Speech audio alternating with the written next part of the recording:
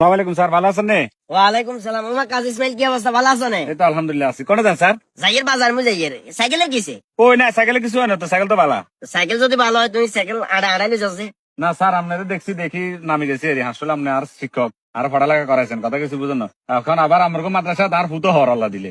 কাজ ইসমাইল, আসলে এই জিনিসগুলো অনেক ভালো লাগে। কি কইছি বুঝছো না? তোমরা কিছু কিছু ছাত্র এখন পর্যন্ত আর যে পরিমাণ সম্মান করো, যেটা টোটালি বলার বাইরে। আমি মাঝে মধ্যে স্কুলে কথা উঠলে তোমরা উদাহরণ দিই যে কোনো এক সময় হওয়া লেখার মানও ঠিক আছিল এবং আন্ডার সম্মানটাও আন্ডার ছাত্ররা দিত।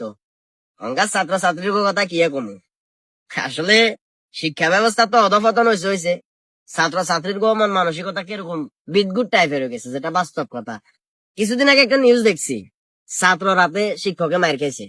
এটা তো মানে বড় অপমানে শিক্ষা জাতিলে বলি আর কি হইতো হারে চাই তুই আরে মাঝে মধ্যে আমি চিন্তা করে কি জানো নাই, আন্ডা তো মনে হয় যে মুসি যারা আছে না, যারা যত আসলে এরা আর অনেক সম্মানে আছে। আর একটা জিনিস চিন্তা করি যে চাকরিটা কি সারে দিমু।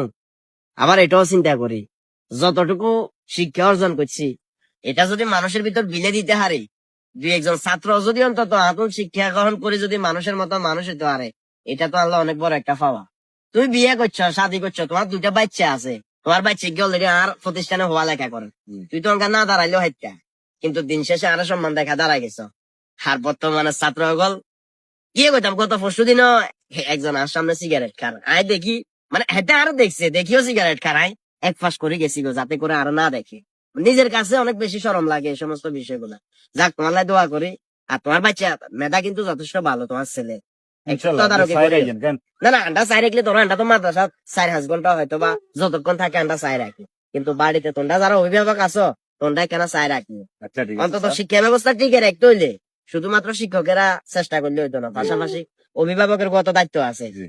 উড়ি যাও সাইকেলে, তুই না উড়ি না যাও। বাস, ঠিক আছে স্যার। না না না, উড়ো। না, ওকে, আসসালামু আলাইকুম। হ্যাঁ, আচ্ছা ঠিক আছে।